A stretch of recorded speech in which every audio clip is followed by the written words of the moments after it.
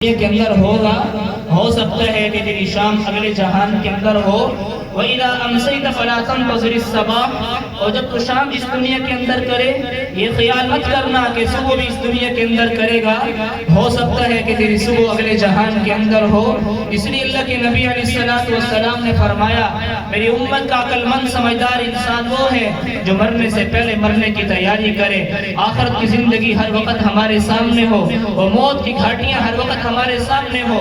ابی بن کعب رضی اللہ تعالیٰ عنہ سے عمر بن خطاب رضی اللہ تعالیٰ عنہ پوچھ رہے ہیں ابی بتائیے موت کی کیا کیفیت ہوتی ہے؟ جب انسان پر موت طاری ہوتی ہے اس وقت انسان کی کیا کیفیت ہوتی ہے؟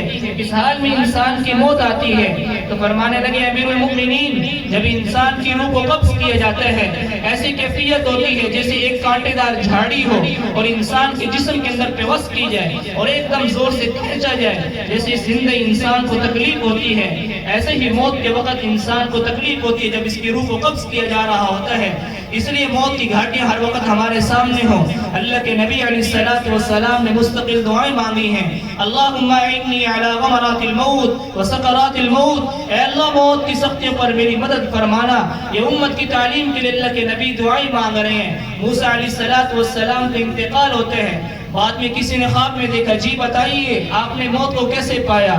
تو فرمانے لگے جیسے زندہ چڑیا ہو اور اس کو آگ کے اوپر توے پر بھونا جائے اس طرح کہ وہ نہ جان دے سکے اور نہ ہی زندہ رہ سکے، جیسے چڑیا کو تکلیف ہوتی ہے ایسے موت کے وقت انسان کو تکلیف ہوتی ہے۔ وہ آخرت کے سارے نظارے کیے جاتے ہیں، وہ منظر سارا سامنے ہوگا، نیک آدمی ہوگا تو جنت کی کھڑکیاں کھول دی جاتی ہیں، فرشتے ہاتھوں میں گلدستے لے کر حاضر ہیں اور استقبال کے لیے قطار میں کھڑے ہوئے ہیں۔ اگر برا آدمی ہے تو قبر کہتی ہے آواز لگاتی ہے جتنے آدمی زمین پر چلتے تھے سب سے زیادہ برا تو مجھے لگتا تھا، آج میرے حوالے ہوا ہے تو تم دیکھے گا کیسے تیرے ساتھ میں برتاؤ کرتی ہوں۔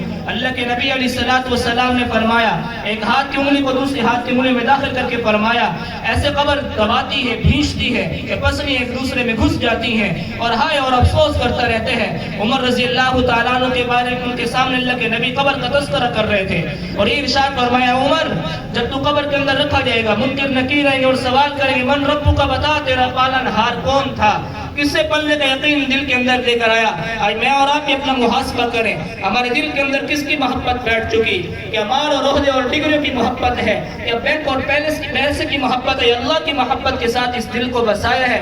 مرتے ہی پہلا سوال یہ ہوگا بتا کس سے پلنے کا یقین دل کے اندر لے کر آیا؟ آج میرے سر میں ایک درد ہوتا ہے فوراً میری نگاہ گولی کی طرف جاتی ہے، ایک ڈسپرین کی گولی کھا لوں گا تو آرام ہو جائے گا، نہیں، یہ بیماری ایک اللہ نے بھیجی اور اس بیماری کو صحت میں بدلنے والی ذات بھی اللہ کی ہے۔ اس وقت ہر آن ہر گھڑی اللہ کی ذات عالی کا میں استحضار ہو، ہر وقت میرا اللہ مجھے دیکھ رہا ہے۔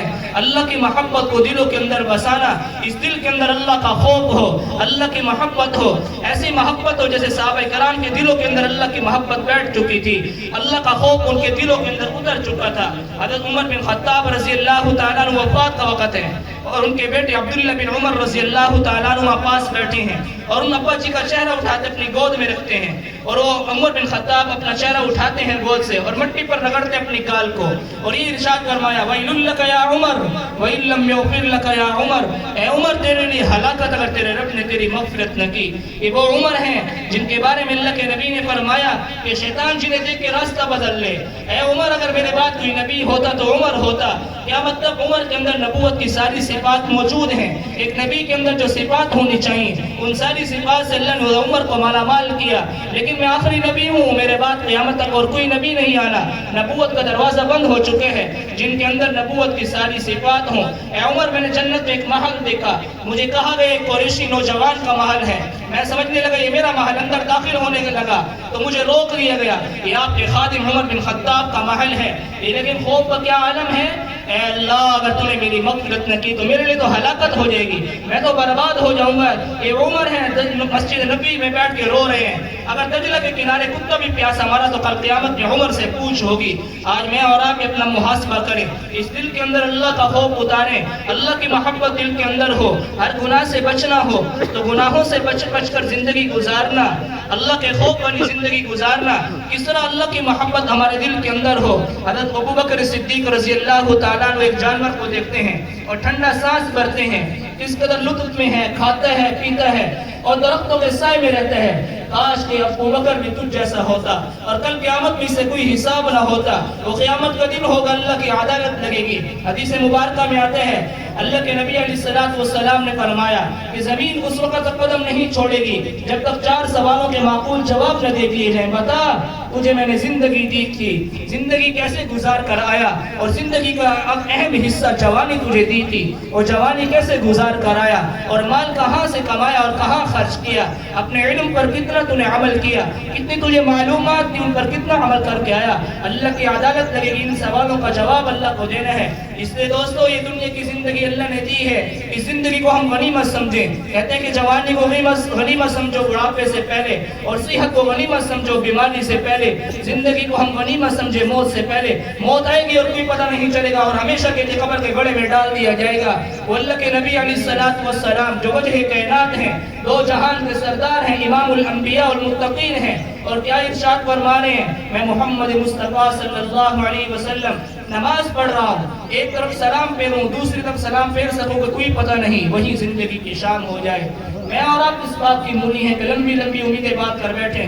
ابھی تو ہم جوان ہیں, شادیاں ہوں گی, بچے ہوں گے, اور بچوں کی شادیاں ہوں گی, بوڑھے ہوں گے, دوتے پوتے والے ہوں گے. نہیں دوستو, بچے بھی اس دنیا سے جا رہے ہیں, اور جوانوں کو بھی موت آ رہی ہے, اور بوڑھوں کو بھی موت آ رہی ہے. کل ایک آدمی بتا رہا تھا رات کو کہ میرا خالہ زادہ بھائی نوجوان منگنی ہو چکی ہے, اور شادی قریب ہے, بالکل 22 سال کی عمر ہے, اور ایک دل میں درد ہوا تھوڑا سا, اور یہی زندگی کی شام ہو گئی. یہ زندگی کی حقیقت ہے, کوئی موت کا کچھ پتہ نہیں کب زندگی کی شام ہو جائے. اس لیے دوستو موت کی گھاٹی ہر وقت ہمارے سامنے ہو, اس موت کی تیاری میں ہر وقت ہم لگے رہیں. اللہ کو راضی کرنے والی زندگی گزارے گی تو موت پہ اللہ آسان فرما دیں گے. عمر بن خطاب رضی اللہ تعالیٰ عنہ کا فرمان ہے, کما تحیطون تموتون کما تموتون تبعثون. جیسے زندگی گزارو گے ویسے موت آئے گی, اور جیسے موت آئے گی کل قیامت میں ایسے ہی اٹھائے جاؤ گے. آپ علیہ السلام کی خدمت میں عاص بن وائل آیا اور آ کر کہنے لگا کہ اے محمد صلی اللہ علیہ وسلم, تیرا یہ کہنا ہے کل قیامت کے دن مر کر دوبارہ زندہ ہوں گے, یہ جھوٹ ہے, میں اس کو نہیں مانتا. ہمارے آباء و اجداد کتنے اس دنیا سے چلے گئے ہیں, کیا کوئی زندہ واپس لوٹ کر آیا ہے؟ نہیں آیا. تو پھر تو کیا کہتا ہے کہ یہ تیری بات جھوٹ ہے, ہم اس کو نہیں مانتے.